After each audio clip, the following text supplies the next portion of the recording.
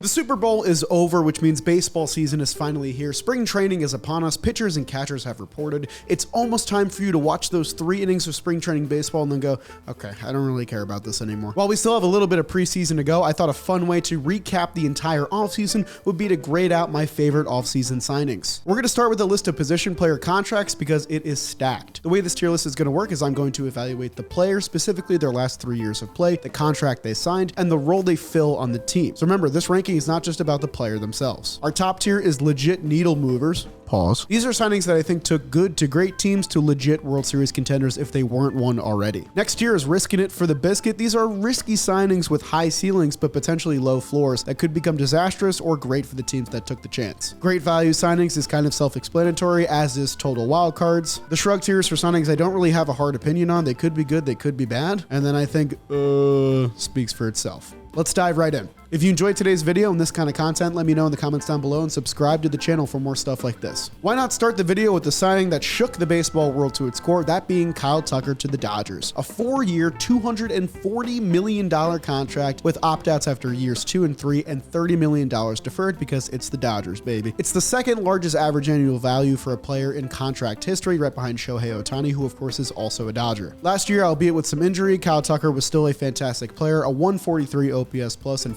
597 plate appearances, 22 home runs, 25 stolen bases, and another 4.5 WAR season for him. He's one of only 4 players with at least 4.5 WAR in each of the last 5 seasons, joining Aaron Judge, Juan Soto, and Jose Ramirez. Pretty good company. And he's one of just 6 players since 2020 with at least 100 home runs, 100 stolen bases, and 300 walks. If you could say the Dodgers had a weakness, it would probably be their outfield. They ranked 26th in on-base percentage from their outfielders and 20th in strikeout rate. And Kyle Tucker was the best position player on the market going to the best team. Is Kyle Tucker worth $60 million a year? I don't really think so, but the Dodgers could do this and they went ahead and did it. It takes a World Series contender and makes them all the more scary. It is a needle mover in my opinion because the dude's gonna hit like 5th in their lineup. It might be the best lineup ever constructed. Up next is the absurd 3-year, $126 million deal that Bichette signed with the Mets. It looked like he was going to be a Philadelphia Philly, and then at the last second, the division rival swooped in and got him on one of the weirdest contracts I've ever seen. Bichette has an opt-out after the first year where he's gonna make $42 million, and the weirdness doesn't end there. Bichette is not going to play his natural position. He's moving to third base for the first time in his career. Now, we know with Bo, the contact skills are there. He hit .311 last season in 139 games, was a World Series hero on one leg for the Blue Jays, and has racked up 21 WAR in his 7-year career. The thing is, there's a lot of what ifs with this contract signing. If Bichette doesn't have the year he had last year, if he can't really field his position properly, if he gets hurt, the Mets are going to be on the hook for a $42 million player for each of the next 2 years. I think the Mets are thinking, this player's really good. He makes us a contender this year, and if he's really good, he's going to opt out, and it turns into a 1-year deal where both sides win. So there's obviously a lot of risk involved, but I think the Mets don't really care, and I know Bo doesn't care. Bichette is going to go in my second tier, risking it for the biscuit because the high upside is definitely there, but there's a lot of ways this could go wrong. All right, we talked about 2 high-profile signings. Now let's go over to the Atlanta Braves, who signed Ha-Seong Kim to a 1-year, $20 million deal for the 2026 season. This one, unfortunately, is off to a horrible start. Ha-Seong Kim slipped on ice in Korea and tore a ligament in his finger, so we're not even going to see him until the All-Star break. The Braves shortstop woes continue ever since Dansby Swanson left the team, and now they're going to have Jorge Mateo or Nick Allen possibly play that position because Kim will be out for quite a while. Kim had a $16 million player option with the Braves that he declined. He made $4 million more, despite only playing in 48 games last year, and that's because the shortstop market was so thin. Kim was an excellent player back in 2023 when he had a 5-WAR season with 17 home runs and 38 stolen bases, but that season's getting further and further away.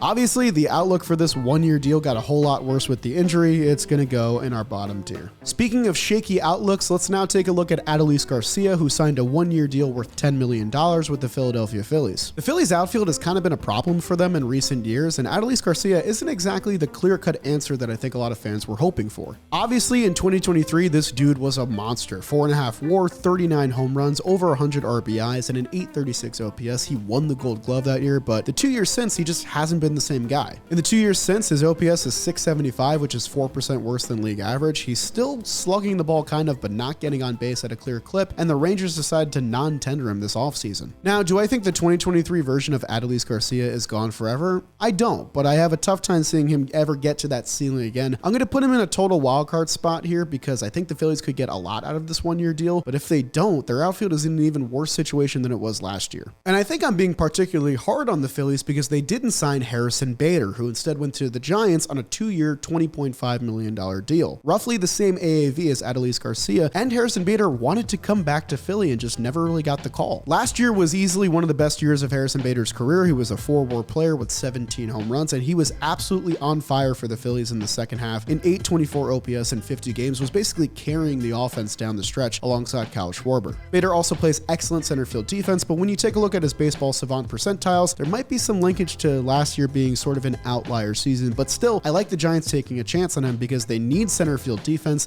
They moved Jung-Hoo Lee to a corner outfield position, which raises his value, and they honestly just needed another bat in the middle of this lineup. I'm going to go ahead and put Harrison Bader in great value signings because when Adolis Garcia got $10 million and then Harrison Bader got $20 million, I think I know what contract I would take. And I'm sure Phillies fans probably feel the same way. Let's now go over to one of the most fun signings of this past offseason, that being Munetaka Murakami going to the Chicago White Sox of all teams on a 2-year, $34 million deal. I did a whole video on Munetaka Murakami, everything you need to know, so if you want to go watch that video to learn more, definitely go check it out, but here's a brief blurb about him. Back in 2022, Murakami broke the single-season home run record in Japan with 56 total. It was a 60-year-old record that he broke that year. He won the batting title with a .318 batting average, 134 RBIs. It's just that the years since haven't been quite to that standard. In his final season in the NPB, he missed time with an oblique injury, but still posted solid numbers. His 22 home runs in just 224 plate appearances was actually still a top 5 mark in the league. But there's 2 big question marks with Murakami's play, that being where is he going to play in the field because he doesn't really have defensive upside at either of the corner infield spots, and also the fact that he strikes out a ton in the NPB. He struck out at least 28% of the time in each of his last 3 seasons there. So there's raw tools here, but there's still a question of how it's going to translate to the MLB level, so I think the White Sox are a perfect landing spot for him. There's going to be basically no expectations to contend immediately. He can struggle at the major league level and not have to risk getting demoted, and it makes the White Sox team kind of exciting because the upside of Murakami, I think, is definitely still there. He was also the youngest player on the free agent market, so why not pair him with one of the younger teams in baseball right now? As soon as I got the notification that this signing happened, I loved it from the very beginning. It's going to go in total wildcards because obviously it should, but I'm hopeful that it'll pan out for the White Sox fans. They deserve it.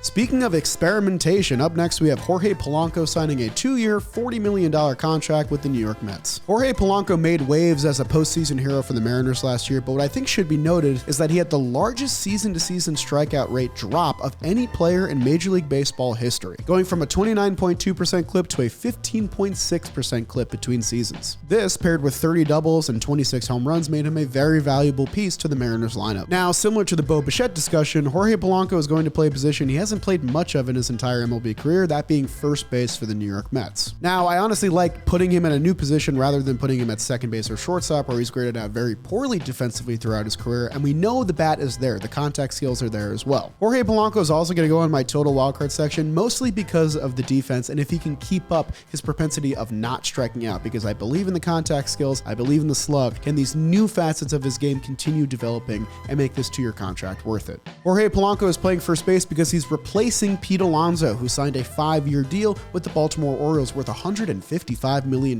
This contract becomes the second most lucrative in Orioles history, right behind Chris Davis, who signed for $161 million back in his 7-year deal. In some aspects of his game, you know exactly what you're getting with Pete Alonso. He hasn't missed a game since 2023. He has more RBIs than anybody else since his debut year in 2019, and he mashes 264 career home runs, right behind Kyle Schwarber and Aaron Judge since his debut year. But also, the defensive metrics don't love Pete Alonso. He strikes out a decent bit, but this is kind of exactly what the Orioles needed to be taken seriously again. When they won over every third-party baseball fan back in 2023 and 2024, it was because they had a deep lineup that could hurt you in so many different ways. But last year, they were seriously lacking thump, and Pete Alonso gives them exactly that. Some people may disagree, some people might call me biased because I watched him for so many years, but I do think the Pete Alonso signing takes the Orioles from a fringe contender into serious World Series consideration. I think if you watched a lot of Orioles baseball last year, you consider that season a fluke, and they're more the second half team that they were. Am I overrating this? Maybe. Is there risk in the Pete Alonso signing? Maybe, but I'm going to put him in the top tier for now. The dude hits 40 home runs a year. That's not exactly common on the free agent market. Now let's tackle our first qualifying offer of this episode, which will be Trent Grisham, who took that offer from the New York Yankees. Last year, Trent Grisham was awesome for the Yankees. He hit 34 home runs as an everyday center fielder, was worth 3.5 WAR. He's a 2-time Gold Glove winner. This is a good player, but is he worth $20 million for this year? It's hard to say, and I do think this changed the entire Yankees offseason from this point. His signing and the signing of Cody Bellinger, which we'll get to in a second, also boxes Jason Dominguez out of playing time. And do you think that Trent Grisham will repeat the season that he had last year? I think it's hard to say. I don't really think this makes the Yankees any better or worse than they were last year, because it's another piece of them bringing back the same team. I'm going to put it in shrug. Yankees fans, let me know in the comment section down below. How do you feel about them running it back? Because I'm not super in favor of it. Speaking of running it back, let's talk about Cody Bellinger's 5-year deal with the New York Yankees as well. Now, Cody Bellinger's resume is awesome. He's a former Rookie of the Year, a former MVP. He had some really nice years with the Cubs, and his last year with the Yankees was awesome. His 5-WAR campaign in 2025 was his best value since 2019 when he won MVP. He's also not susceptible to left-handed pitching at all. He led all left-handed hitters in on-base percentage and slugging rate against southpaws. He was a positive defender at 3 different positions in left field, right field, and first base last year, and he's a really nice complement to Aaron Judge, a bat that the Yankees desperately need in their lineup. With all that being said, this contract is a little scary to me. There's a full no-trade clause, there's opt-outs after the second and third season, and the contract is front-loaded, $32.5 million per year average annual value in the first 2 years of this deal. Cody has been pushing for this deal for a while. Teams have not really wanted to give it to him. The Yankees basically were in a stalemate with Cody for 2 months over giving him this deal. I am going to put this one in total wildcards, but I'm going to put it at the front because I don't know if Cody will replicate the season he had last year, but he kind of needs to make this deal worth it for the Yankees. I also think it's very telling that the Yankees were basically in competition only with themselves in terms of giving Cody Bellinger a long-term deal. He wanted 7 years. Most teams wanted to give him 3 years. The Yankees met him at 5 years. I'm sure I'll get ragged for that in the comments, so fire away. Let's make it a whole Yankees section by talking about the 1-year, $4 million deal for Paul Goldschmidt as well. He's also coming back to the Yankees. Last year in the first 2 months, Paul Goldschmidt was awesome for the Yankees, but the last 4 months is what most fans remember. Goldie's role on this team is going to be pretty simple. He's going to mash against lefties. He had a 981 OPS against left-handed pitching last year, and he's hopefully going to mentor Ben Rice at first base. So I think for those reasons and this value, this signing is just kind of a shrug to me. I don't see many Yankees fans upset that Paul Goldschmidt's coming back. I'm going to put him right next to Trent Grisham because I feel that's pretty fitting. Let's next go to the signing that left me the most flabbergasted this offseason, that being Eugenio Suarez only getting a 1-year deal, that being worth $15 million with the Cincinnati Reds. I think the Reds pulled off an all-time heist in this deal. Now, I know the story with Gino is that he strikes out a lot and his second half was terrible, but in the first half, he hit 31 home runs and nearly had a 50 home run season overall. He ranked 4th overall in runs batted in and 5th overall in home runs hit, setting career highs in both of those marks. He's one of only 3 active players with multiple 49-plus home run seasons, the other 2 being Aaron Judge and Shohei Ohtani. He also barely misses playing time. He's only missed 7 games in the last 3 seasons. Yes, Gino chases a lot. Yes, his defense at third base is not very good, but what did this Reds team need? They needed some thump, man. Gino's 49 home runs last year is more than the top 2 Reds home run hitters combined last year. And the Reds didn't have a single player in their everyday lineup that was worth more than a 110 OPS plus, and this lineup made the playoffs. I could not believe my eyes when this signing hit my phone. This one's going to go in great value signings as well at the top of the tier because how did Gino Suarez only get a 1-year deal after the season that he had? Speaking of 1-year deals, Luis Arraez signed with the San Francisco Giants on a 1-year, $12 million deal. This is one of the biggest head scratchers on this entire list. Luis Arraez had multiple multi-year offers from several different teams wanting him to play first base, but he wanted to play second base, so now he's a San Francisco Giant. The thing is, his negative 35 outs above average at second base is the second worst mark in MLB in the last 3 years, trailing only CJ Abrams. He also finished last among qualified hitters in hard hit rate with a 16.7% clip last year. It was also one of the worst offensive seasons of his career, the first time he had a sub 100 OPS plus in a full year. So we kind of all know the caveats here. You're getting poor defense at second base, but you're getting the tremendous upside of a high batting average, being that Luis Arraez is a 3-time batting title winner. And the thing is, the Giants need that offense at second base. They ranked 27th overall for second base mark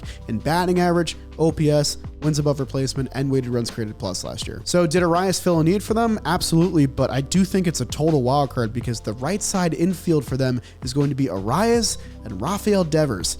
And that worries me, and I think if you're a Giants fan, That should worry you. This is going to go in total wild card. Hopefully Arraez hits like 340 and makes it worth it. Our wild card tier is getting a little bit bloated, so let's go for some more surefire signings. Let's now go to Alex Bregman, who is the latest member of the Chicago Cubs. Bregman signed a 5-year, $175 million deal that's worth $35 million in average annual value, no opt-outs, a full no-trade clause, $70 million deferred. This one was a beastly contract. It set a new record for AAV in Cubs franchise history, and it's the third largest total value of a contract in Cubs history, trailing only Jason Hayward and Dansby Swanson. Last year, Bregman was the same dude that he always was, albeit missing 50 games due to injury. He had a 128 OPS plus, 3.5 WAR, and his highest batting average and slugging rate since his 2019 MVP runner-up season. He's a world-class defender. He rarely strikes out and pitches out of the zone, but the reason I love this signing the most is that I feel like it completes the puzzle for the Cubs. Last year, they returned to the playoffs with a very young, talented roster, but I think they needed some team leadership in that room, a proven guy that's done it in the playoffs before. Alex Bregman is a perfect fit for this team. I'm going to keep it real. I wasn't even fully sold on the Cubs returning to the playoffs until this move, and I think this makes them a legit World Series contender. I think this is the final piece of the puzzle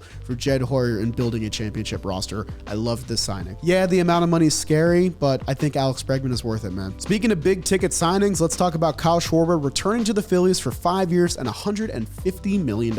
This is the new record average annual value for a primary DH at $30 million a year. Shohei Ohtani pitches, so he doesn't count. It's also the biggest amount of guaranteed money for any free agent aged 33 or older in MLB history, $150 million. But with Kyle Schwarber, what you see is what you get. Last year, he didn't miss a single game and hit 56 home runs and had 4.7 WAR as a DH, which is incredibly hard to do. Since Schwarber joined the Phillies, he's tied second overall for home runs hit at 187 and fourth overall for runs batted in at 434. And he's hit at least 38 home runs in each of his last 4 seasons. Some might have found this outcome boring or predictable, but the thing is, the Phillies needed to bring back Kyle Schwarber. Making an $150 million guarantee to a DH is inherently risky, and it's the largest guarantee, as I said before, for an age 33 or older player. So I do think there's inherent risk. I'm going to put him in the second tier, but I think it's a lot less risky than Bo because Kyle Schwarber just hits, man. I have no doubt that he's going to continue hitting. Let's now complete the Phillies offseason by talking about JT Realmuto, who inked a 3-year, $45 million deal immediately after the Phillies lost Bichette. Now, I am going to be a little bit tougher on this signing. Now, the initial signing for JT Realmuto 5 years ago, I think is one of the best contracts in MLB history. JT stabilized that pitching staff, and he absolutely mashed at Citizens Bank Park throughout the 5 years of this deal. But the thing is, you can see steady regression in every year of this deal, and now he's signing on for 3 more years. His 700 OPS last year was his lowest since 2015 and was 17th out of 22 qualified catchers last year. It's the third straight season with his OPS declining as well, and now his defensive metrics on StatCast are beginning to decline as well. I had said during the offseason on Talking Baseball that the team that gave JT 3 years was going to be the team that had the winning bid, but it kind of feels like the Phillies just bid against themselves here. I could put this one in the bottom tier. I'm going to put it in shrug because I think JT is a really good player and could be better than last year, but I think giving him 3 years, which kind of felt like a panic move right after Bo signed, was a bit of a mistake on the Phillies end. We haven't even talked about the very first signing of this offseason when we got kicked off with Josh Naylor returning to the Seattle Mariners on a 5-year deal. This 5-year deal was worth $92.5 million, has a full no-trade clause, and no deferred money. Now, from the outset, I immediately loved this signing because Josh Naylor came to Seattle via trade and was an instant fit in their lineup. He went 19 for 19 in stolen base attempts after being traded to the Mariners, and overall on the year had an 813 OPS, 29 doubles, 20 home runs, just one of the best years of his career. Also, he conquered the narrative that people can't hit in Seattle, and his 100 plate appearances in T-Mobile Park during the 2025 season, he hit .360 with 19 runs scored, 12 stolen bases, and 5 home runs. He was also a dog in the postseason for them, hitting 3 home runs and batting .340, which led the team. The reason I liked it on the Mariners end is because it also showed that they're willing to commit to players that like being there. It's the longest guaranteed contract of the Jerry DiPoto era at 5 years, tying Robbie Ray's 5-year deal, which he was traded 2 years into. The thing with Josh Naylor is that I don't think he's as a proven commodity as some of the guys above him, like say Kyle Schwarber or Pete Alonso. I still think the Mariners needed him, but I do think there's some risk here with the no trade clause, with the amount of money being guaranteed. I'm going to put him in risking it for the biscuit, but the Mariners need to make a move like this to stay relevant in the American League playoff picture. Let's talk a little bit about what I think might be the most underrated signing of this offseason, and that's Mike Yastrzemski to the Atlanta Braves. When the Braves were spiraling last year, they needed 2 things in their lineup: stability in the corner outfield and another left-handed bat, and they get this in Mike Yastrzemski. For basically his entire career outside of a 2020 outlier season, Mike Mike Yastrzemski has been pretty much the same guy. A 110 OPS plus bat, solid defense in the corner outfield, and he doesn't really miss time with injury. But when Yaz got traded to the Kansas City Royals for their playoff push last year, he started slugging the crap out of the baseball. 9 home runs in 50 games played and a 500 slugging clip. For 2 years and $23 million to hit like 6th in the Braves stacked lineup, I think this is awesome value for the player that Mike Yastrzemski is because he's just so dang reliable. High praise for the Braves here. I think a lot more teams, including the Royals, should have been in on this. One of the quieter signings this offseason was Cedric Mullins going to the Tampa Bay Rays on a 1-year deal. Now, Cedric Mullins is one of the more reliable players in baseball during his time for the Orioles. He had that amazing 2021 season that was just kind of an above league average bat that could play center field. He got traded to the Mets midseason and was absolutely awful after this trade, the worst baseball he's played at the major league level, which basically tore down his free agent market. Now, I could see the Braves spinning this and getting some really good value out of Mullins, but I don't have too much to say other than it's the Rays capitalizing on a low value of a player that's been really good before and possibly getting something good out of it, or trading him at the deadline again. I'm just going to put this one in our bottom tier because Cedric Mullins needs to play better to prove he needs to be higher. And spoiler alert, I'm going to stay in the bottom tier for our next signing, which is Marcell Ozuna, who just signed a 1-year deal with the Pittsburgh Pirates. Now, I am happy the Pirates are spending money. I'm happy they're trying to add to their anemic lineup, but I just think they missed on so many better targets that would have been a much better fit for this team. The signing of Marcell Ozuna is not only a character concern, but also messes up the defense of their entire team. Now Ryan O'Hearn has to move to left field, making their outfield one of the worst defensive outfields in baseball, and in terms of where Marcell Ozuna is at in his career, he just had the worst season of his career in years. Now, Ozuna's walk rate is still there, one of the best in the league, but outside of that, there's a lot to be worried about with this deal. We know Ozuna can't play a lick of defense at this point in his career, so he's going to clog up DH for the Pirates. His bat speed was way down from years prior, and he only slugged 400 last year, which is way below his career average mark. I think it's very telling that the Braves were not even close to being in on him at this price for a 1-year deal. I'm going to put this in the bottom tier. I really don't see this one working out for the Pirates. I wish they just would have left their DH spot open. And you know what? Honestly, just bring back Kutch at this point if you're going to sign Marcell Ozuna for a 1-year deal. That's where I'm at with this. Let's take care of another qualifying offer accepted really quick, and that'll be Gleyber Torres going back to the Detroit Tigers. Now, I really wish the Tigers upgraded their offense more this offseason instead of focusing so much on pitching, but bringing back Gleyber is a harmless move for them in my opinion. Gleyber was an on-base machine for them. He performed in the playoffs. He takes care of second base defense for them, and he's one of the more proven hitters in a very young lineup. His 358 on-base mark last year was a career best for him as well. Torres had his best season in years playing for a brand new team, and I think he's well worth the $20 million. I guess I'll put it in great value. I think that's pretty solid value in terms of getting a top 10 second baseman back for $20 million a year. Plus, it's only a 1-year commitment, and there's rarely a bad 1-year deal in MLB free agency, even though I just talked a lot of smack about Marcell Ozuna. Danny Jansen signed on with the Texas Rangers for a 2-year deal worth around $15 million. One of the most underrated catchers in the game finally gets his big payday and fits pretty nicely into this lineup. I think Jansen is a solid upgrade from Jonah Heim, who's been really struggling ever since the 2023 World Series campaign. He's now an Atlanta Brave. Jansen last year hit 14 home runs in 98 games, had an above league average OPS plus. For his career, he's been a league average hitter, and we know he's a great defender. He's just bounced around a lot, so you don't really think of him when you think of the better catchers in the game. But I would definitely put him among the most reliable backstops in baseball. I think the Rangers need to do a lot more to make them more serious contenders in my mind, but this is a solid move to take care of backstop. I'll put it in shrug. I was pretty mean about the Marcell Ozuna signing, so now I'm going to be really nice about the Ryan O'Hearn signing, which was a 2-year deal, the first multi-year deal for a Pittsburgh Pirates free agent since 2019. Ivan Nova, you're finally free. O'Hearn has quietly been one of the most underrated players in baseball over the last 3 years. Dating back to 2023, in nearly 400 games, he has a 122 OPS plus and a 343 on base. He can play multiple positions, though he's definitely best served at first base, which it looks like he's not going to be playing for the Pirates with the signing of Marcell Ozuna. That being said, for $29 million overall, the Pirates needed a proven commodity in the middle of their lineup, and Ryan O'Hearn is exactly that. Ryan O'Hearn is going to go in my great value signings tier. I'm really happy the Pirates got this done. The final player to talk about on today's list is Kazuma Okamoto, who signed a 4-year, $60 million deal with the Toronto Blue Jays. Okamoto is a short-handed glove at third base and was essentially the answer to the Blue Jays replacing Bo Bichette. I like this landing spot for Okamoto. There's not going to be a lot of pressure on him to perform. He can do what he does best, which is great plate discipline and play short-handed third base while hitting 7th or 8th in a stacked Blue Jays lineup. Also at 29 years old, giving him a 4-year deal I think is pretty harmless. By the time the contract ends, he'll be around Kyle Schwarber's age, and he just signed a 5-year deal.